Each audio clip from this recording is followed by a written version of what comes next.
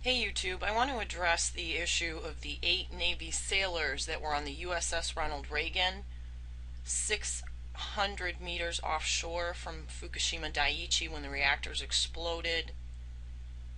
As you may have heard, because it's being widely reported in the mainstream news right now, these soldiers are experiencing some significant health problems and are suing the Japanese government for not being forthcoming about the extent of the exposure and the extent of the disaster. However, suing Japan should be just the start. And there's two things I want to do with this video. Number one, I want to show you how the Navy did not follow proper procedures and protocol based on their own guidelines for protecting these sailors.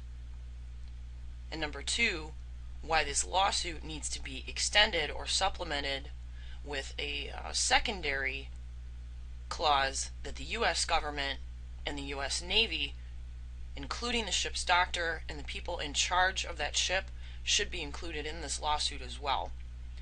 First of all, though, I want you to watch this video. I had a hard time locating this. I want to thank whoever posted it on GLP. I was horrified when I first saw this, knowing that the MOX reactor had blown up, to see the sailors scrubbing the deck with what looks like dish soap without any type of hazmat protection. And this is just the first of two videos that I'm going to be showing you. Both of them clearly demonstrate that the Navy was not following proper procedure or protocol. Right now, every piece of hardware, every aircraft, and every piece of machinery used to move that aircraft is on the front of the USS Ronald Reagan, as is, well, you can see a lot of the crew hands. And you're wondering maybe, why are they all sitting around? Well, we'll show you. Look what's going on back over here. Water. Lots and lots of water just being sprayed all over the deck right now in what is probably the biggest cleanup effort you're ever likely to see at sea. Now, earlier today, as part of this effort, up at the bow, it got even more incredible to watch. As the crews went to work with the foam, with the brushes, there was music going. The idea here, though, is all about safety. What we're doing right now is just like decontaminating the ship. Why all of this remarkable effort? Well, you may remember back on the 13th, this aircraft carrier and some of its helicopters passed through the radioactive plume from that damaged nuclear plant, the Fukushima Daiichi plant. As a result of that, there was some limited exposure to the crew and some of the aircraft, and possibly the ship. So, this is all designed to clean it, scrub it down, use brushes, use foam, clear every possible surface, then check it with special machines such as Geiger counters, while keeping the crew in protective suits. It's extreme measures, but it's always designed to keep the crew safe and to keep the ship operational. I guess we'll get back to work here. Got a lot to do. Now here's a few images of proper decontamination techniques. This is a decontamination facility set up at Fukushima. These workers are all wearing NBC masks, proper hazmat gear, face protection, gloves. These are workers that are decontaminating outside of Fukushima in some of the surrounding cities where there is loads of radioactive fallout. But you see how they're geared up, and you see how our sailors were geared up.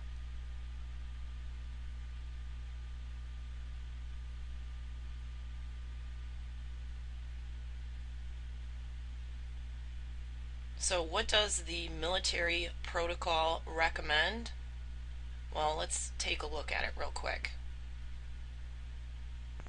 From the Navy Installation Emergency Management Program Manual, Appendix K, Decontamination.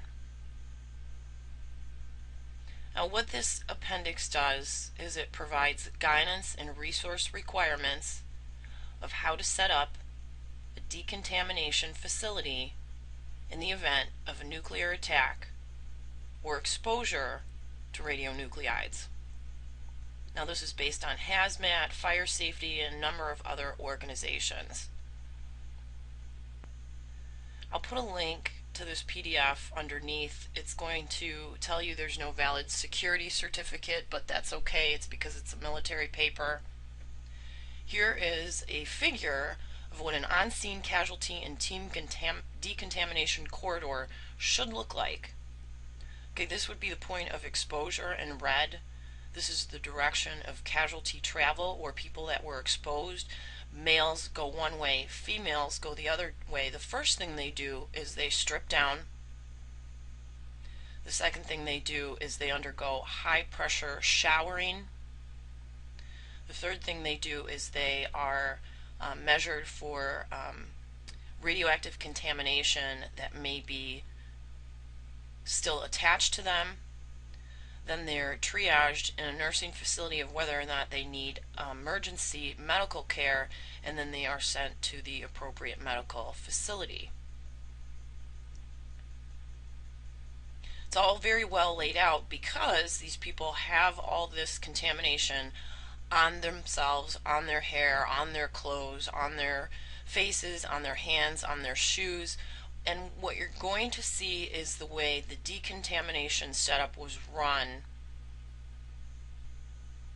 on the USS Ronald Reagan after the soldiers were exposed. And according to the person that uploaded this video to YouTube, this same scene was repeated over and over again as sailors were sent out to decontaminate the ship. Now, I'm not going to edit the beginning of this, although there is some graphic discussion. I want to show the video in its entirety, mostly for reasons of preserving the video in its entirety, because I'm afraid this is probably going to be taken off YouTube at some point. I know a couple other people who have downloaded it already. We're never going to go up there. I'm recording it right now.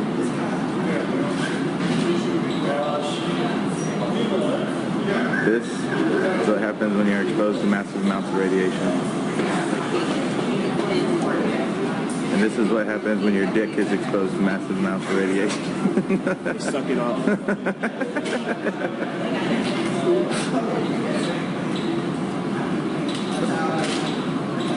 I'm like all zoomed in on his face.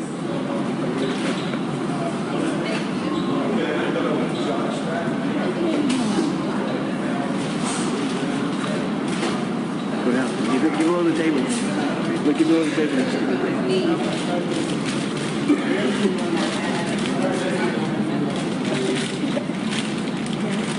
Video camera.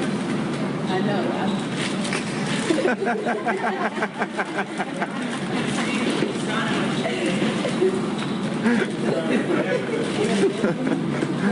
Dude, I gotta get this video from you.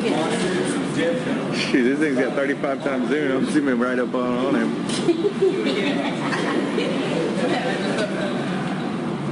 Yo, I got everything I need. Where the fuck is my jacket? Dude, he does not look happy for real. Come look at his face. Look at his face. I'm not kidding. He does not look fucking happy at all. That motherfucker is upset. Look, he looks like he's about to die. That's one of them.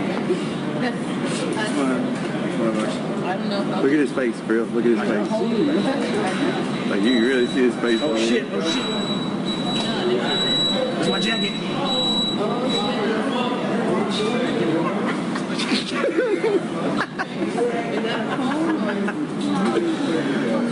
That is the jacket that GJ just rolled around on the flight deck with. It says Dove all over it. Because it's not his. Wait, here goes my photo too.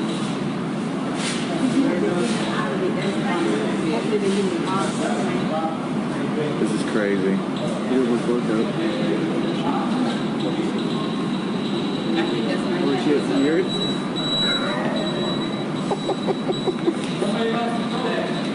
Does it say Dove on it? Does it say Booker? I'm just asking. Did you have a camo one? Yeah. He was wearing. Me and He was wearing Doves. He wasn't even wearing his own.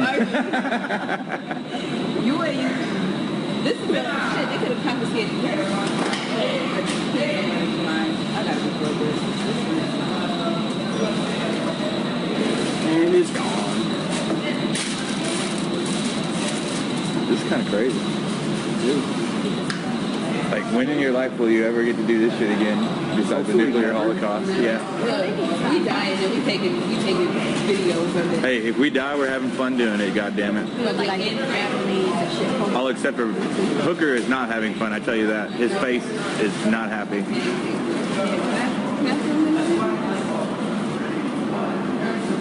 He looks so serious right now. The dude looks serious at him.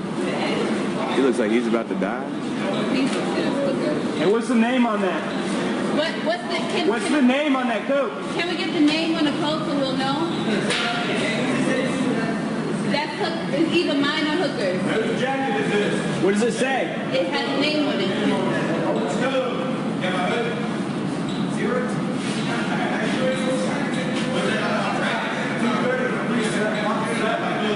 shit! Does it say Booker? Yeah. It's you. It's mine. The flow coat. Yo, they gonna take my foul weather jacket. Yes, that was mine. They're taking your float coat? Hey, what float coat is that? It's like that. Just, Wait, was that good or bad? working. One guy said it was good, one guy said it was bad. I don't know. I think they got confused. He's like, I don't give a fuck. White one that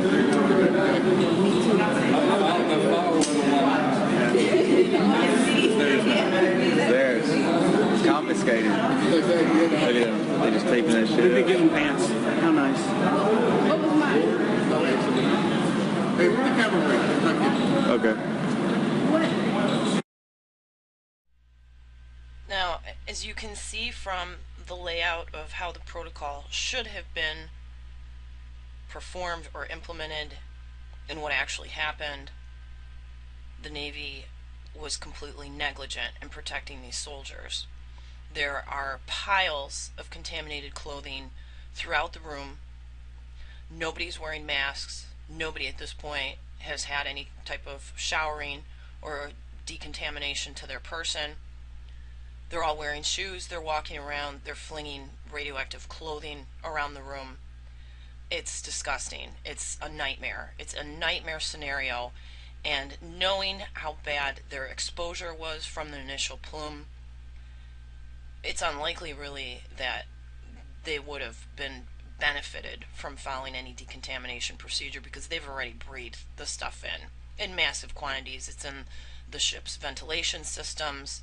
It's everywhere.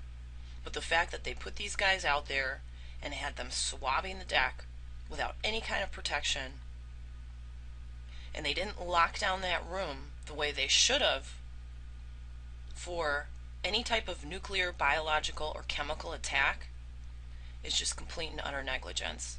And I wish these Navy sailors well. I hope that many more join in this lawsuit, because if they're not exhibiting symptoms at this point, they probably will, as many of us across North America have already. And in case you're wondering what's going on with those soldiers now, U.S. sailors having traits associated with radiation poisoning after Japan operation, bleeding from the rectum, baby with birth defects, cancer, and thyroid problems. I'll put a link to this article below. We all need to share love, caring, and concern for our fellow man. Your government does not care about you, even if you're in the military. Stay safe, everyone.